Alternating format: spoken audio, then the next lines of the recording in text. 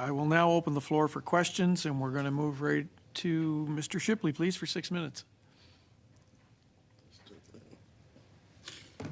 Thank you, Chair. Thank you to all the witnesses for being here today.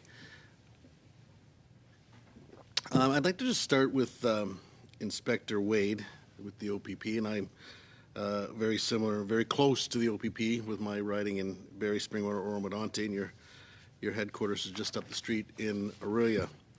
Recently, your commissioner, sir, was here, and I have a quote here from him. He stated that auto theft is highly profitable with little risk, and in Ontario, you see 68% of those convicted serving a sentence of 6 months or less.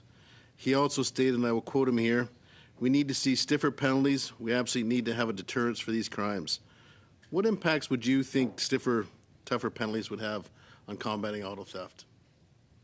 Well, stiffer penalties have several effects. They provide a deterrence to the people who are committing the crimes. They also remove them from the public where they can commit more crimes. So they're out of the public and not committing crimes. Not only is there 68% of people with less than 6 months in sentencing, there's less than 1% who ever get a sentence over 2 years, even when it involves organized crime auto theft.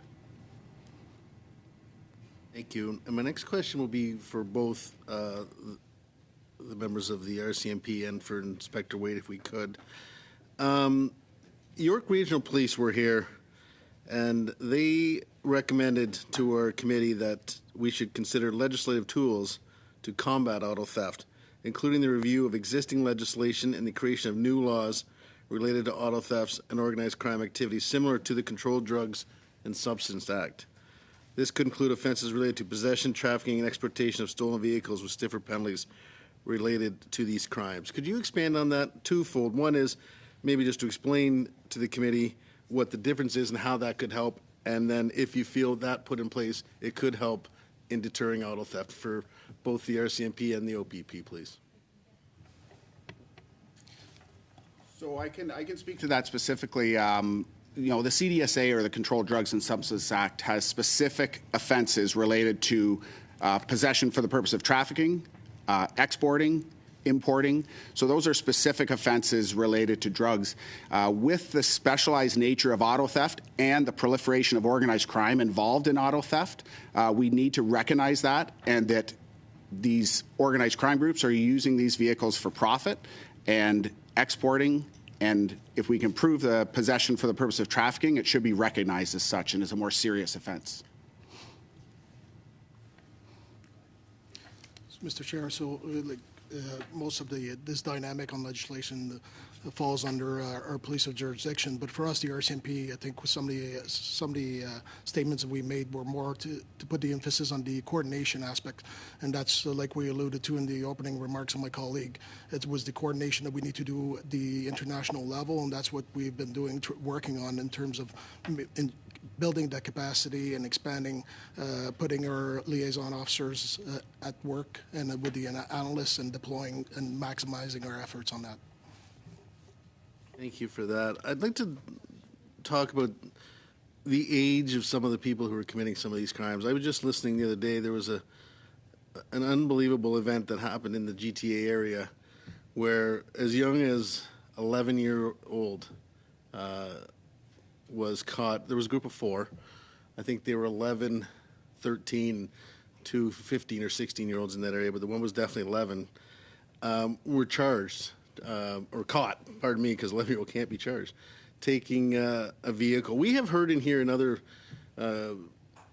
meetings that it really is attracting a younger group to go out and go after these vehicles. Maybe just touch on how organized crime is recruiting some of these kids, young kids, and how obviously it's affecting them too, because we're seeing this as a crime that's affecting a lot of people.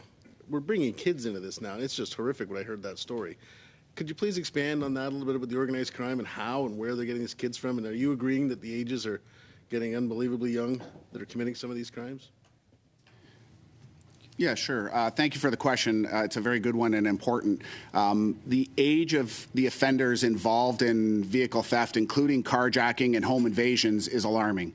What we're seeing is an average age of 15 to 22-year-olds engaging in these crimes, as well as you mentioned, even younger. children. I think there needs to be a recognition that organized crime is employing, recruiting youth to commit their crimes, and I think there needs to be a discussion in regards to sentencing and investigations on exploiting vulnerable youth. Anything to add to that from the RCMP at all? No. Okay, just a quick question for Mr. McCrory. Mr. McCrory, we've heard many times about the inspections of containers. We've heard, and I can't remember the number, it was a very, very low number. At one point, the rail was in here telling us that only 1/1,000,000th of all rail was inspected. What is being inspected of sea containers right now, percentage-wise, that are leaving this country? So I'd prefer not to talk about the percentage because that gives our adversaries, if you will, a little bit of an advantage. What I can say, if you look at international reporting, that around the world, internationally, about 2% of containers are inspected, physically inspected in any given. Quickly, because I'm almost out of time, so I'm sorry. Because I had heard in the U.S. that 50% are inspected, so they're not afraid to put their number out. They've made it vocal that they inspect 50%. Why are we afraid to put ours out? And how does that affect who's stealing a car? What we do percentage? is what we're focused on is using intelligence and information referrals from the RCMP, for example, but also our own intelligence to target containers and separate the needles from the haystack, if you will. So and I think we're having success.